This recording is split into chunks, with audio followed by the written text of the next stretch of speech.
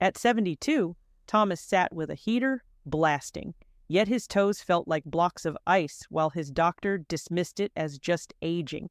But Thomas refused to accept his body was shutting down, so he turned to a specific sequence of 5 ancient brews to wake up his system.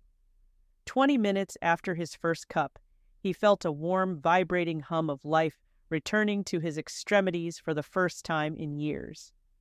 Today, I will share the exact teas and the specific preparation methods needed to open your flow fast. Tea number 1, ginger root. We start with the immediate relief because this is what Thomas felt first. When we get older, our blood can often feel sluggish, moving through our veins like thick sludge through old pipes. This is often due to a lack of thermal energy in the system. Most people think grabbing a piece of fresh ginger from the grocery store and slicing it into hot water is the best way to get this heat. But the old doctor method reveals that for circulation, dried powder is actually superior. Here is the science behind why. Fresh ginger contains compounds called gingerols. These are powerful, but when ginger is dried or heated, these compounds transform into something called shogaols. Think of fresh ginger as damp wood. It burns, but it smokes and sputters. Now think of dried ginger as charcoal. It burns hotter, cleaner, and with much more intensity. These shogaols are significantly more potent than the fresh compounds found in the raw root.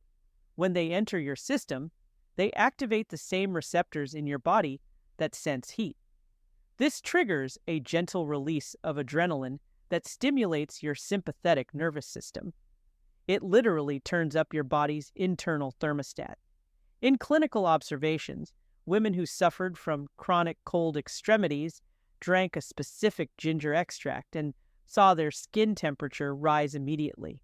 Unlike a placebo, that warmth lasted for nearly an hour. One participant explicitly described feeling the pulse and blood flow returning to her fingertips. However, there is a major mistake most people make that stops this tea from working. They drink it on an empty stomach with just hot water. The medicinal compounds in ginger have low solubility in water. This means if you drink it with just water, much of it passes right through you. To get them into your bloodstream, you must take this tea with a meal or a source of fat. The fat helps form little carriers called micelles that transport the medicine into your system. For Thomas, the ritual was simple. He mixed 2 grams of high-quality dried ginger powder into hot water and drank it right after his breakfast. This ensured the medicine was absorbed. Within 20 minutes, the pulse returned to his fingertips. Tea number 2, hibiscus. While ginger warms the blood and gets it moving, we face a second problem. Your blood might be warm, but your pipes are stiff. Imagine a garden hose in the winter. If the rubber is stiff and you squeeze it tight, the pressure builds up, but the flow becomes turbulent and restricted. This is what happens to aging arteries. They lose their flexibility. Fatima, a 75-year-old woman, suffered from a constant feeling of heaviness in her legs. Her arteries were stiff, creating resistance that her heart had to fight against every single day. Tea number 2 is your pressure valve, hibiscus tea.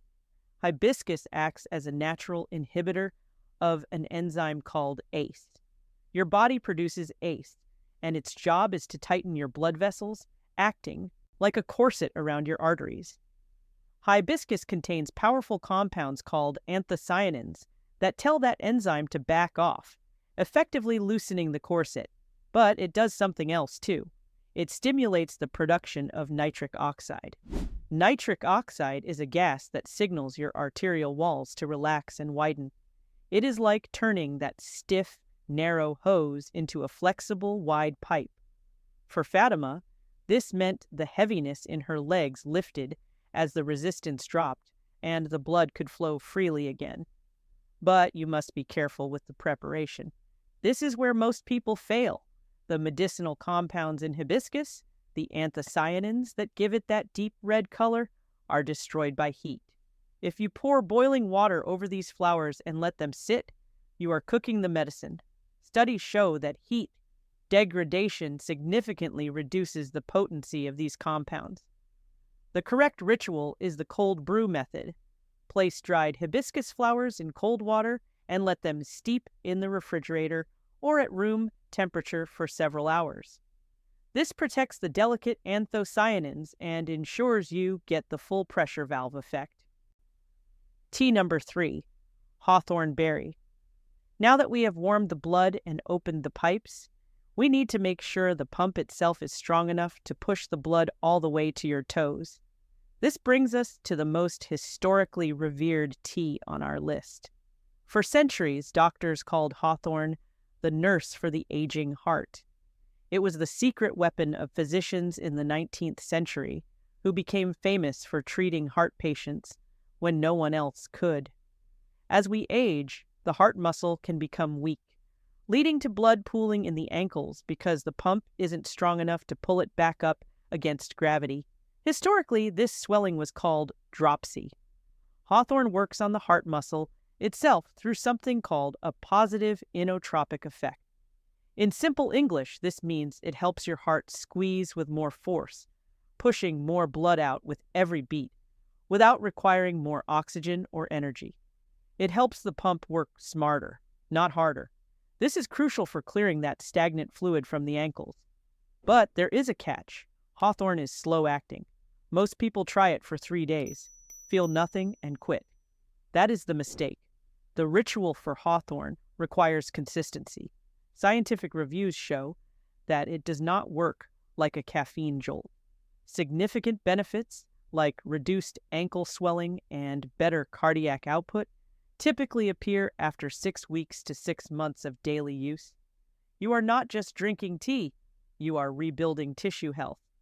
A serious warning here, because Hawthorn makes the heart pump more effectively, it changes how your blood flows. If you are on blood thinners like warfarin or heart medications like digoxin, you must consult your doctor before using this. The combination can be too powerful. Tea number 4, Rosemary. Your heart is now pumping strong, and your major arteries are open. But what about the tiny, microscopic vessels in your brain and your fingertips? Have you ever felt brain fog or noticed that your fingertips are numb even when your hands feel warm to the touch? This is a microcirculation problem. Tea number 4 is rosemary. This herb is unique because it does not just work on the body, it works on the brain. Most teas work by physically dilating vessels. Rosemary works by targeting the nervous system and inflammation. Its active compound, carnosic acid, has the rare ability to cross the blood-brain barrier. Once inside the brain, it targets neuroinflammation. It calms down the immune cells in your brain, called microglia, that cause inflammation and fog. But for your hands and feet, rosemary works by stimulating the nervous system. It wakes up the nerves that control your blood vessels, encouraging them to function properly. Think of a senior who keeps dropping their keys because they cannot quite feel them. That was the case for many patients before discovering rosemary's ability to stimulate the nerves and circulation simultaneously. It reconnects the brain to the extremities.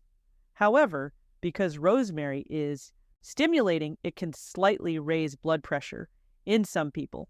If you have uncontrolled high blood pressure or take ACE inhibitors, treat this tea with respect and ask your doctor first. Tea number 5, green tea with cayenne pepper. We have covered the pump, the pipes, and the nerves, but there is one final problem. What if the inside of your arteries is coated in plaque, like rust inside a pipe? We need a scrubber. This final combination might sound strange, but the synergy is undeniable. It is green tea with a tiny pinch of cayenne pepper. The inner lining of your blood vessels, called the endothelium, can get sticky due to inflammation. This causes cells to stick to the walls, forming plaque that narrows the channel. Green tea is famous for a compound called EGCG. Think of EGCG as a non-stick spray for your arteries. It reduces the sticky molecules, specifically ones called ICAM and VCAM that allow plaque to form. It prevents the buildup before it blocks your flow. But here is what the old doctors knew that most people miss. Green tea is notoriously hard for your body to absorb. If you drink it alone, you lose a lot of the benefit because your body breaks it down before it can get to your arteries. This is why we add a pinch of cayenne pepper. The capsaicin in the pepper acts as a thermogenic igniter. But more importantly, the synergy helps your body absorb the green tea compounds better. It changes the environment in your stomach and opens the door so the EGCG can walk right in. The mistake here is the boiling point. Green tea is sensitive, just like hibiscus. If you pour boiling water, 100 degrees Celsius, directly on green tea, you destroy the EGCG. You effectively burn the medicine, turning it into a different, useless compound. The ritual is precise. Boil your water, but then let it sit for about 5 minutes until it cools down. Then pour it over the tea. Finally, add just a tiny pinch of cayenne, enough to feel a warmth in the throat, but not enough to burn your mouth.